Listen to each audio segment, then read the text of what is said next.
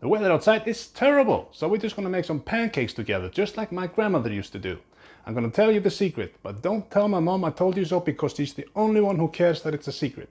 Oh no, I just sat down to edit and I noticed I have flour on my nose. That's not cocaine, I promise. I just wanted to clarify. Back to the video. Okay, let's go. Here are the ingredients. 3 eggs, the secret Cardamoms, Natron, Christmas butter. I'm taping this in July. All-purpose flour, whole milk, sugar and salt. Crack 3 large eggs into a bowl. You can probably replace them with almond eggs if you prefer vegan. Sprinkle them with 3 tablespoons of delicious sugar. This is the secret ingredient. Cardamoms only use powdered ones. The liquid ones are only for poor people. Well, that's what my grandma said, which is odd because she wasn't exactly rich. Teaspoon of salt, tiny bit of natron, I'm not sure what that does. Whisk until it's light and fluffy. Takes about 3 or 4 minutes. You probably should have started the whole process by melting 75 grams of butter because you need it to cool down a little bit before you put it into the mixture. Add 4 cups of all-purpose flour and just a single cup of whole milk to start with. And now you want to start mixing it all together. It will start to clog up, so have the milk at hand and keep adding milk and mixing until all the clogs have gone.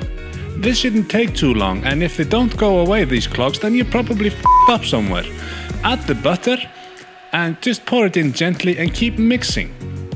This is where I realized that I should have bought more milk. You want to add milk until you have the desired consistency. I like my pancakes thin, some prefer them thick. So this is the consistency for thick pancakes. Making the pancakes is easy if you have a pan like this one and a skill set only taught by grandmothers in Iceland and a random guy on YouTube that does travel videos.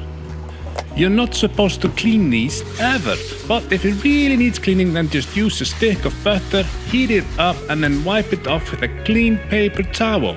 It will be as good as new.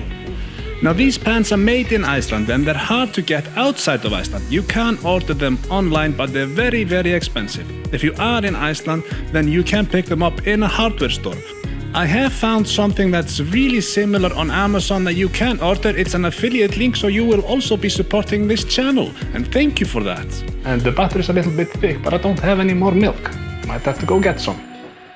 This batter really is too thick, so I added 1 cup of water just to water it down a little bit. I've never done this before. I don't really recommend it. Use more milk. But that's much better.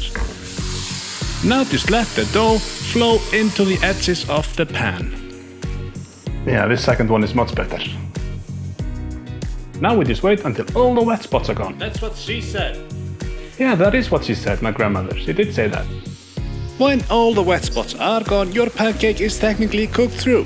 Then you want to start considering flipping it. Some like the pancakes brown and crispy. I like mine just slightly tan. Find your own preference by experimenting. Just leave it on a little bit longer. Work a thin, flexible spatula around the edges of the pan. Work your way underneath the pancake and just flip it. Don't worry if this takes you a few tries. This took me maybe 5, 6, 10, 15, 20, well okay, this took me forever to master, but you're gonna get the hang of it, don't worry. This first one is way too light, which suggests to me that the pan is not hot enough yet.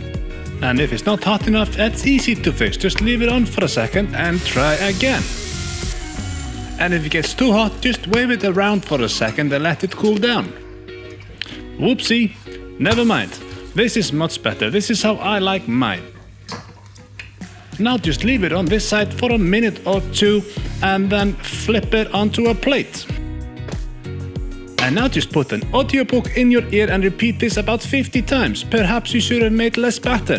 You can't do this twice as quickly with 2 pans. Again, link in the description.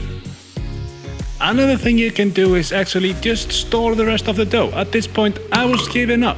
So I put the rest of it into a small container and put it into the fridge. It will keep for a few days. I don't know how long, just, until you get stomachache, I guess. Okay, this is the only correct way to eat one of these. Teaspoon. Just sugar. Sprinkle it on. Yeah, roll it up. Just doing this with one hand. Fold in 2. And then Lit. Oh yeah. Need to blur something here. Oh wow, I'm burning. So it's burning. Oh no, I burned one while taking the thumbnail. Ah! There's always one.